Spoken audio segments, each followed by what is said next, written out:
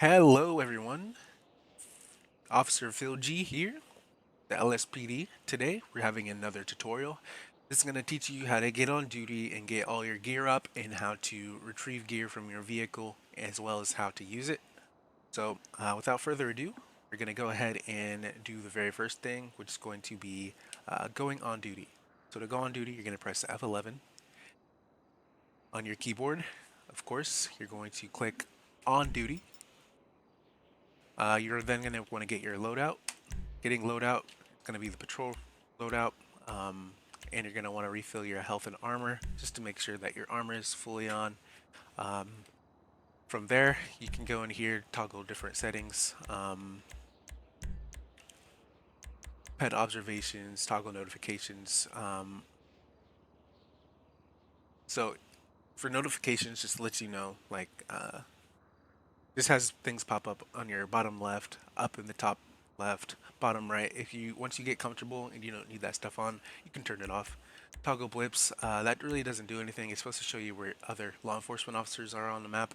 However, um, that is not the case. And then you can change your menu position, of course.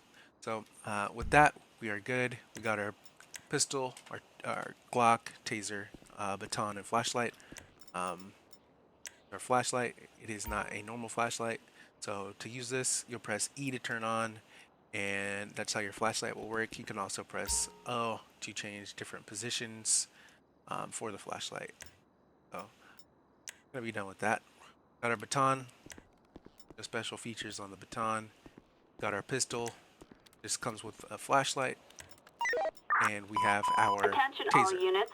Respond code 2. So, we're getting calls, and when we're getting set up, we really don't want to listen to the radio keep beeping on and off. So what you do, you'll press 0, or not 0, you're going to press Z as in 0, and you're going to disable callouts, and in the top left, you'll see you are busy. So that just shows that I'm not gonna get any calls from AI dispatch. So we'll come out to the parking lot. You can also go back there and down the stairs and go to the parking garage. I'll just come out to the parking lot because it's simpler. Spawn vehicle. To spawn a vehicle, once again, it's going to be the F11 button. You're going to, whatever vehicle you can see is what you can spawn. I'm pretty sure when you first start off, you'll get the 2014 Charger. You'll get the 2013 and 2016 Explorer. So I'll go ahead and spawn a 2020 Explorer. Press enter, you'll just hop straight in. From there, you're going to press F5. You only press it once, you'll have this animation menu, so you won't be able to click on your radar and stuff. Press it again, and then you'll be able to keep your camera still and toggle display. From here, you're going to press the power button. It's going to be a green button on the radar. Once you get the hold prompts, you're going to press hold. This is for the front antenna, and this one's for the rear antenna. And now it is not going to work until you choose a direction of travel. So you can do front opposite lanes or front same lanes. I do same because I like to clock people going in front of me. And then you could also do same behind, and because I like to see if people are coming up on me too fast. Opposite front also works well. This gets anyone that's in opposite lanes. So let's see if it gets this guy. No, it does not. So when you're sitting and doing radar like that, doing the same. So anyone that just passes right directly in front of you, they'll pop up on your radar right here. To set the speed, you're going to press menu a few times until you see fast speed, and this is where you can set it. So if you're in the city, it doesn't need to be up that high. You can have it at 55, 60. On the highways, you can have it at 70, 75.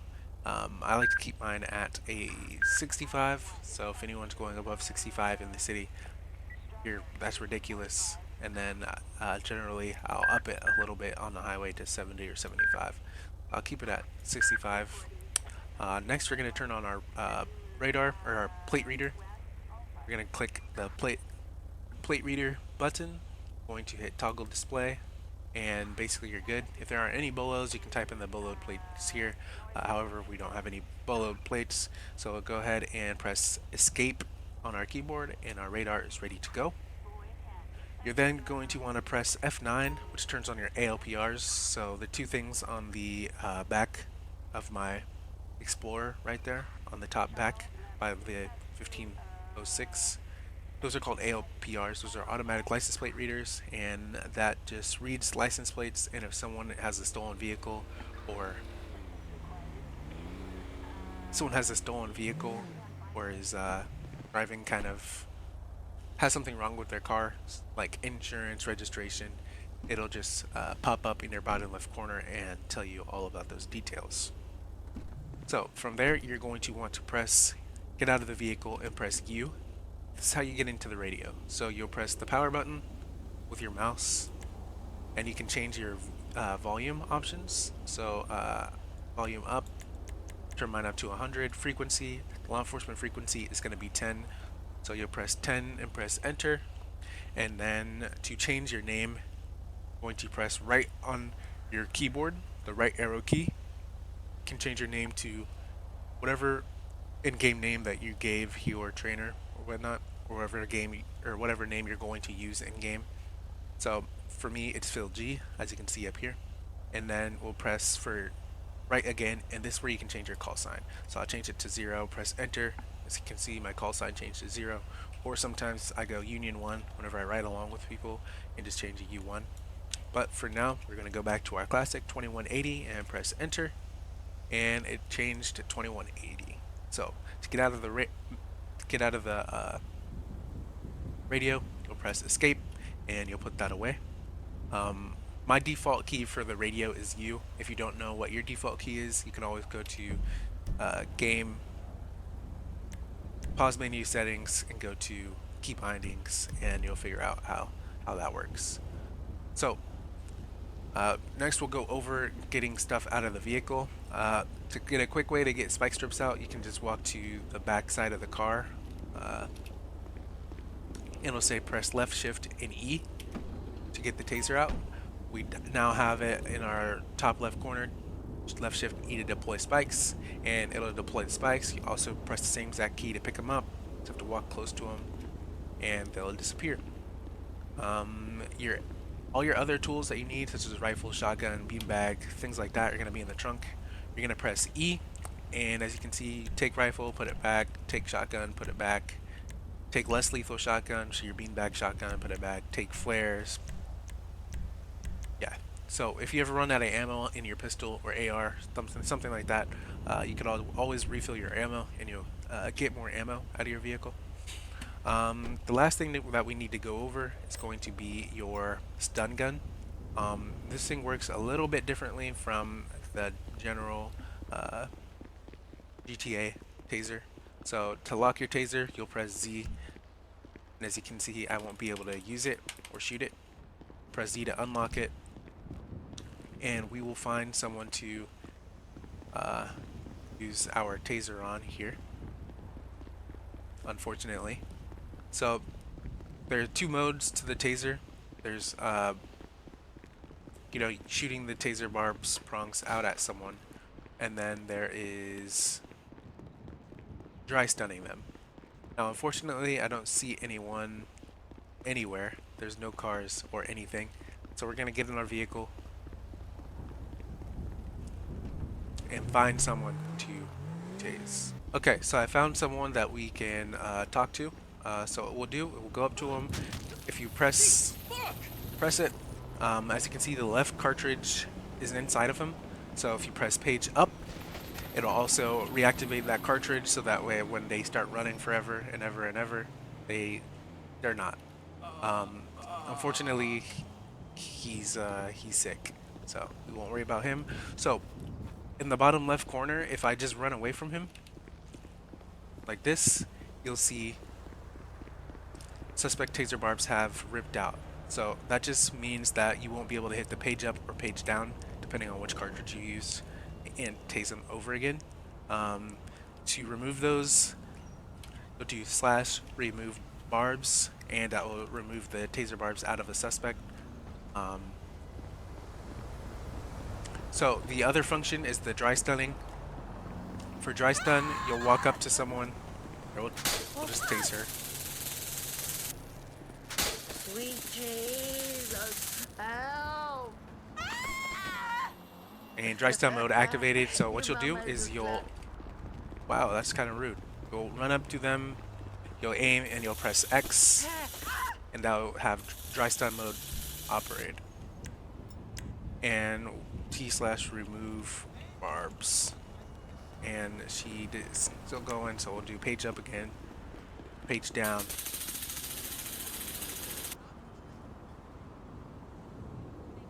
Remove barbs. Stop. Not running, lady. Page down.